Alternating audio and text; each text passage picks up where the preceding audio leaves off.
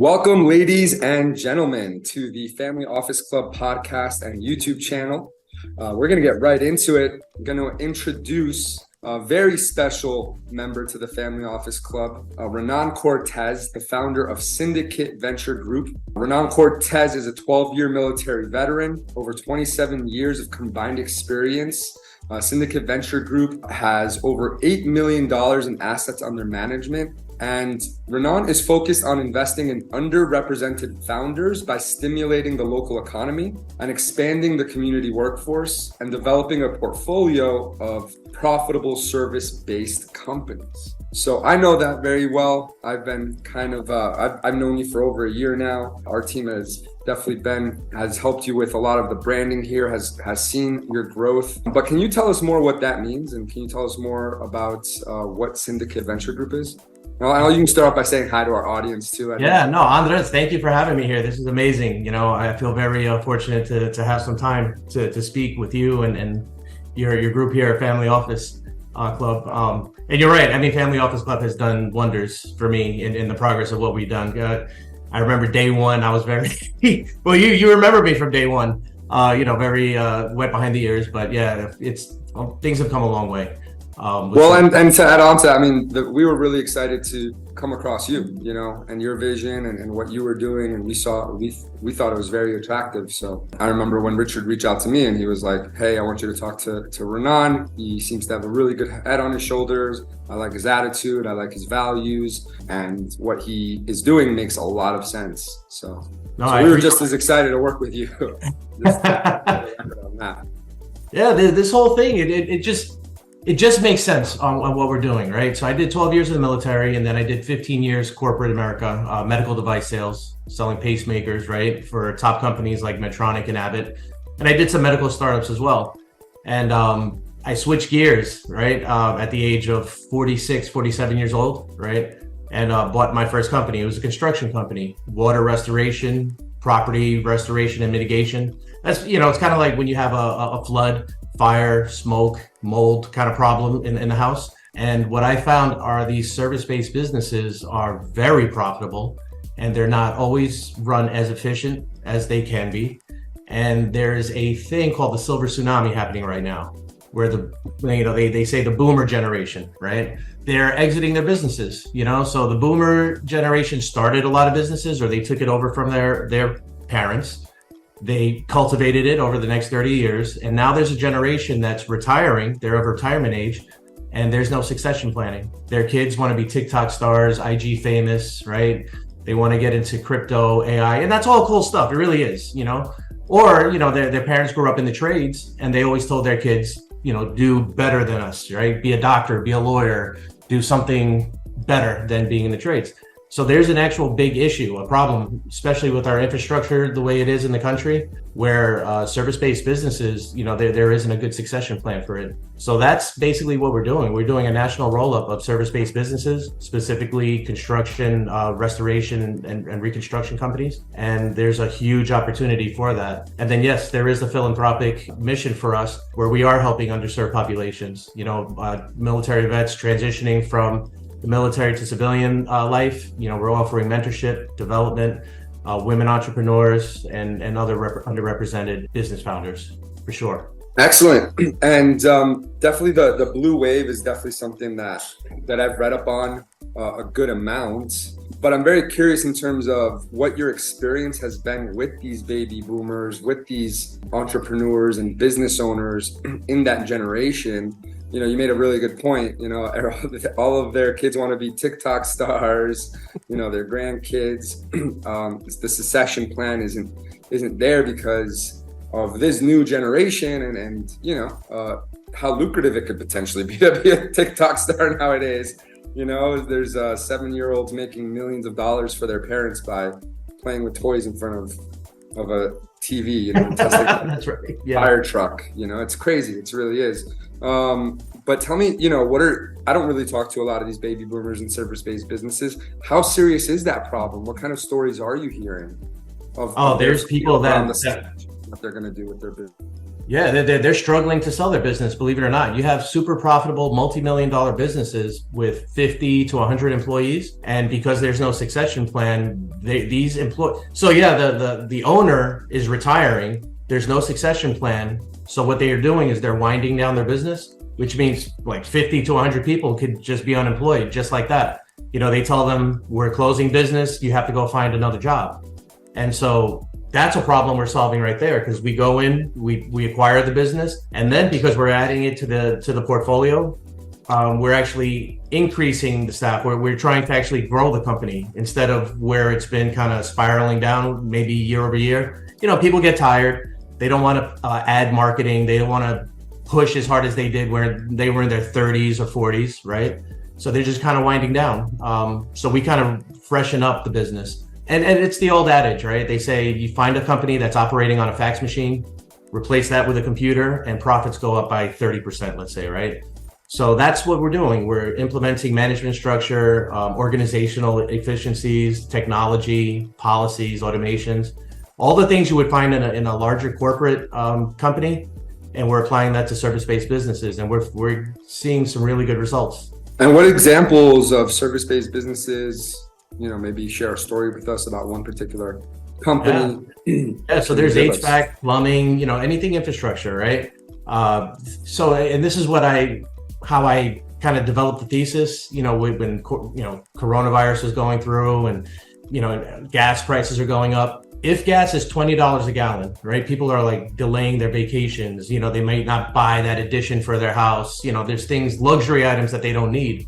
But if a pipe breaks in your ceiling and, it's coming down to your living room, to your basement, you're going to make that phone call, right? And so you're going to call insurance. Insurance is going to call a company like mine where we come in and do the work. So it's kind of a necessity, right? So nothing is recession proof, but there is definite recession resistant companies. And so that's the service-based businesses that I'm speaking of. Like in Arizona, super hot. Your HVAC goes out, your AC goes out, you're making that phone call. You're going to put it on a credit card or something, or have insurance cover it, and you're going to make the phone call. That's not something that you could really delay. So it's a necessity, and that's where I'm finding the most opportunity for sure. Got it. Excellent. And have there been any kind of like recent acquisitions ever since the start that you're probably maybe very excited about? Maybe you can share a little bit about how you found that family or that, that business owner. Yeah, so we do a pretty strong off-market deal sourcing campaign where we talk to the owners off the biz buy sell listings and LoopNet and all the traditional ways, because I find that they're stronger businesses, stronger deals that you could create more authentic relationships. So the first one we bought was an $8.6 million business doing about $2 million in EBITDA, right? And just by applying some of the management structure and efficiencies, we're bringing that year to date at 2.5 million EBITDA. We're tracking. We have 30 more million assets under management coming on board, one in California, one in Pennsylvania. I'm based out of central New Jersey. So, we have bi-coastal now. There's an asset in Seattle we're looking at. And so now deal flow is getting really strong. I'm getting into the network.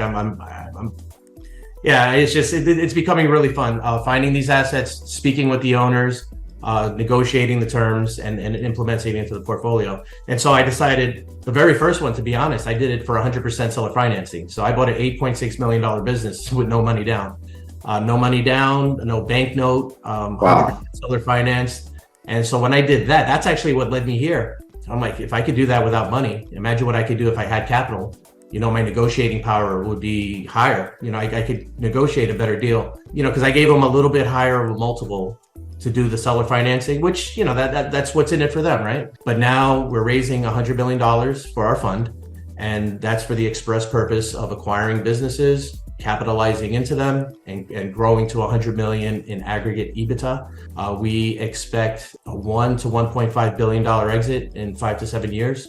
And then we'll see where we go from there. But right now the vision is clear and we're marching forward. It's exciting. And when you talk to some of these business owners in that boomer generation, are you finding it's a lot like, for example, when I was wholesaling single family properties, a lot of the best properties, they were getting called like crazy.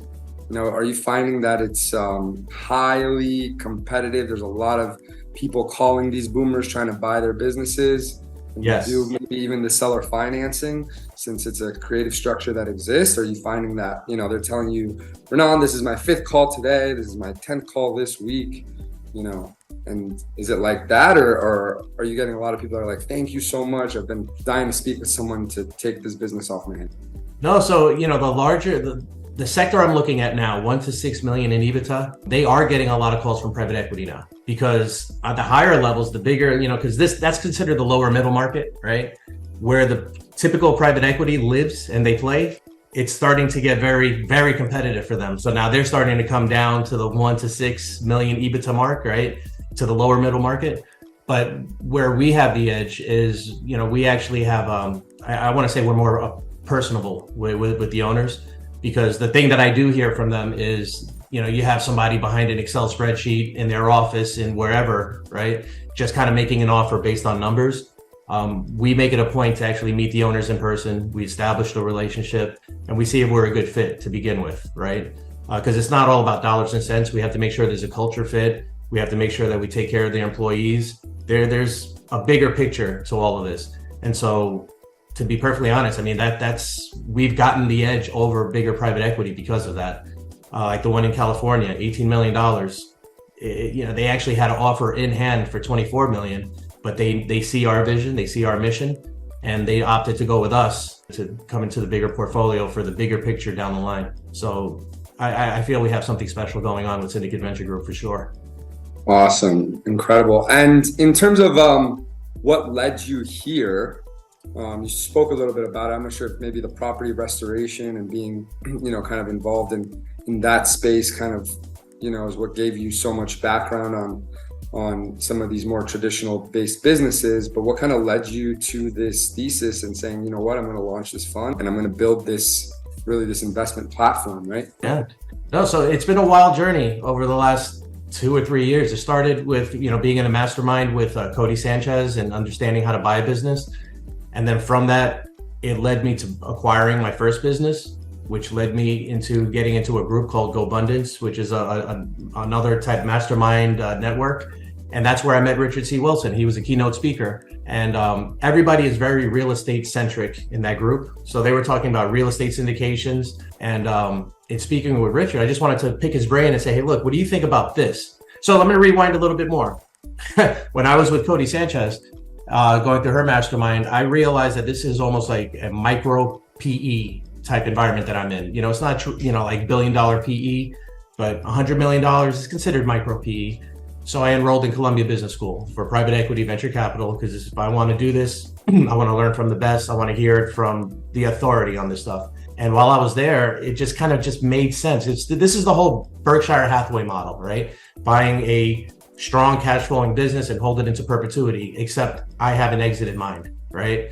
And the exit might be in the form of an IPO, because these are going to be really strong cash flowing assets at the end of the day. I mean, when you're talking about 100 million in EBITDA aggregate at the end of 5 years, minus debt service, we're still clearing about 30, 40 million across the portfolio.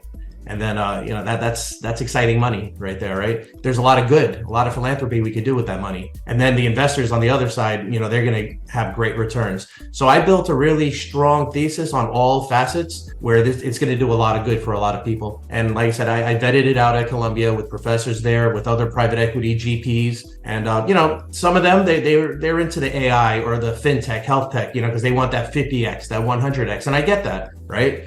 But the way I see it, I mean, base hits, doubles, triples, consistent cash flow. Every now and then we hit a grand slam. That's fine also. And that's pretty much along with what our thesis is going. Strong returns, consistent returns with very low volatility and risk. Wow. Yeah, no, that's incredible. You've really hit it from all sides. And I can just tell just by looking at your history and your career history, you're really well set up you are a thought leader in this space. This is like 27 years in the making, right? yeah, exactly.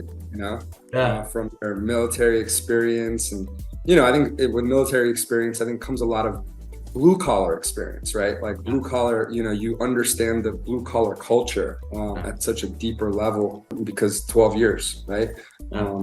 With a lot of people that are blue collar, right? A lot of blue collar Americans, medical startups. So having that experience in the startup world, right?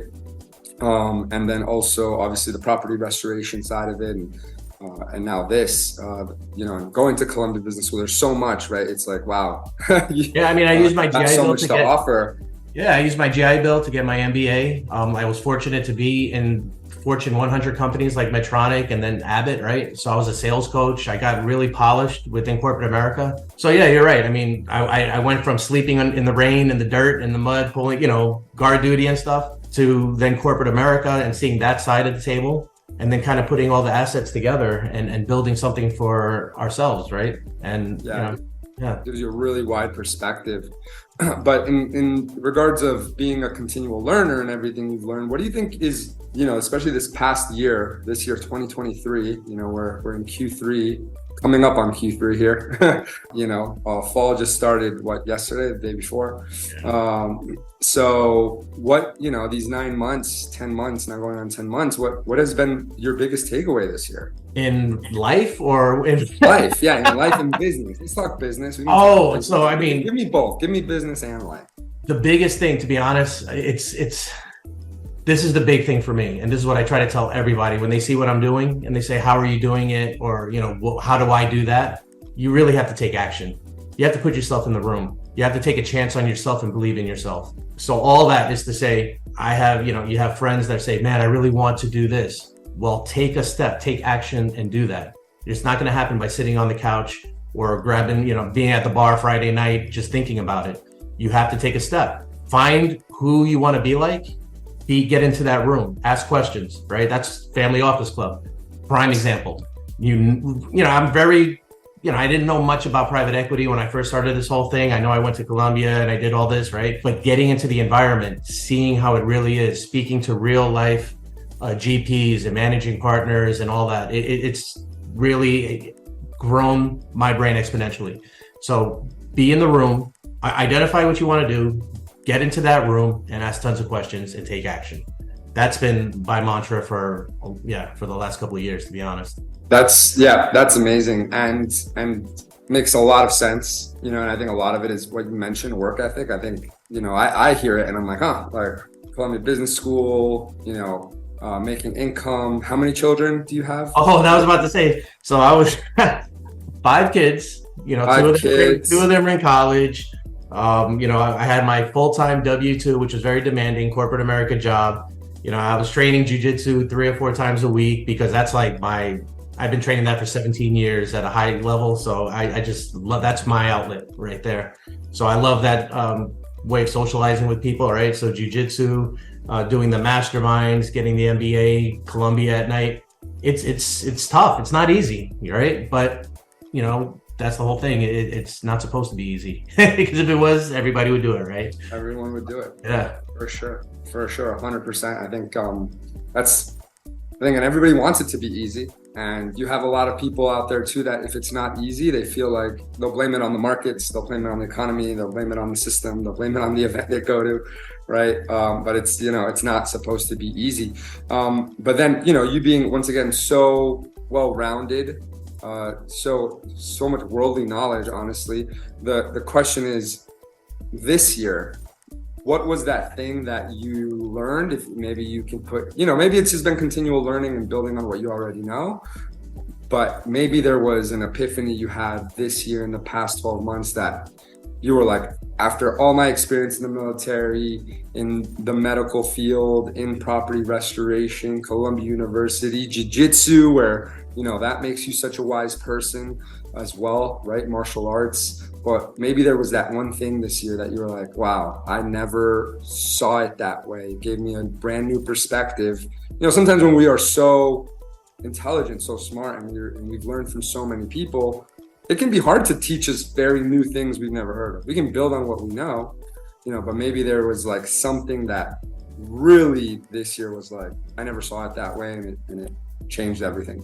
The biggest thing for me, honestly, was confidence in myself and my team. I was scared, scared, like 2 o'clock in the morning, hands in my head, scared, because yeah, I worked in corporate. I've had teams, but if something were to happen, we still have that company, right? Now I'm kind of leading everything, and decisions that I make or my team makes, it affects, families. Like I just said, you have these companies that have 50 to 100 people, employees. You make a decision in that company, that affects more than just your family. It's everybody. So I had to get like really strong confidence in myself, right? I had to get very introspective and surround myself with networks of people to hedge our success, meaning I don't want to fail, and we are not going to fail. And so what am I doing to ensure success? Is I'm surrounding myself with people smarter than myself, right? That could ensure our success, because we needed to have this. This was an interesting question. I actually just got very introspective on this, for real. But that was the biggest thing for me, because it was like one of the scariest things ever. And I've done a lot of cool things along the way, but this has been a transformational period in confidence and knowing that I have a clear vision now to like $1 billion. I know what's going to happen. I'm very confident about it. I'm building the team. I mean, when we met, it was just me. Now we have a COO, an investment officer, compliance, CFO, director of strategy, all ready to rock. And it gives me butterflies when I talk about it, because I see the vision very clearly. I know we're marching in that direction. And it was just a confidence in what you're doing and believing in yourself and doing it. Yeah. Yeah, that's that's powerful. I wasn't ready for that question, but that's exactly how I feel right now. The biggest thing for this last year is building that confidence and belief, for sure. Yeah, no, that's powerful. So especially powerful for it to be, confidence coming from someone like you, right? And it just, like I said, I mean, you've learned from so many people. Obviously, the 17 years in jiu-jitsu, right? I mean, you learned so much there, right? You're working the mats with, a lot of the people that I know that have been so dedicated to jiu-jitsu. I met a lot of millionaires and multimillionaires that are super into jiu-jitsu. So I can only imagine sharing the mat with them and talking, and that, brotherhood. You learn so much from that. All the courses you're going to, Colombia, it's like, what can someone at this level learn that's new, right? So many times we're just building on what we already know and trying to master those things that we already know. But sometimes it can be hard to let new things in. But the confidence answer was almost one too that I wasn't expecting. But of course, it's just newfound challenges and a new level of challenge that brings a new level of fear that is a new level you need to overcome, right? So jiu-jitsu, one big thing that I learned from jiu-jitsu over the 17 years is how to fail, believe it or not. Because you're not going to win every match. You're going to get tapped. You're going to get submitted. So it's how to fail and how do you recover from that? How do you get better from that? Sometimes you're in a position where you just can't win, right? Hickson Gracie, he has that great quote. Sometimes you're in a position where you just can't win. It's what you do in that dark moment that defines who you are, right? So if you're back to the wall, things are not going your way, do you fold? Do you just quit? Or do you find a way to recover from that and get better, right? And not make that mistake again. So that's something, it's just every time I train, it's like constant failure, right? Now, don't get it, I have more success now than failure, right? But, I'm not like the best in the world. So every now and then I run across somebody that just, they're the hammer and I'm the nail for the night. So, yeah. No, absolutely. That's powerful. Wow. Once again, it's, no matter, there's just positions in that you can't win, right? Did I say that right? I'll send you that quote. I didn't do it justice. So repeat it for our audience. Oh man, I would have to pull it up and really, because I just. That's okay. Anyone can always rewind. Very powerful. Yeah. I was just talking to another military veteran. He gave me a great quote too. He said, "No door is closed. Go through them." Yeah. There you go. That's a good one. That's right. No door is ever closed. Just go through them. Right. Like, okay. So good stuff and good nuggets. And we're going to wrap up with that. I think that's a powerful way to conclude. We'll wrap up with asking Renan. I think that anybody watching this would probably love to reach out and talk to you and get thoughts, perspective, or reach out to you because they're very interested in seeing how they can participate in Syndicate Venture Group. So how can people connect with you, Renan? Sure. Our website is www.svgpe.com. That's Syndicate Venture Group, privateequity.com. Or you can email me, Renan, RENAN, @svgpe.com. Excellent. Fantastic. Well, Renan, we'll see you. You're going to be with us Monday. Yes. I'm in New York on Monday, and then I'm definitely going to the Super Bowl in December in Fort Lauderdale. Nice. Yeah, I'm excited about that. Yeah. The Family Office Club Super Summit in December that we do every year, October 3rd, 2023. Next Monday, you'll be with us in New York for our private investment mastermind. And December 5th to 7th, 2023, you'll be with us for our Super Summit. So excited to have you there. Excited to keep sharing space with you at these events and watching your growth here at Syndicate Venture Group. So thanks so much for being with us today, Renan. Appreciate it. Thank you.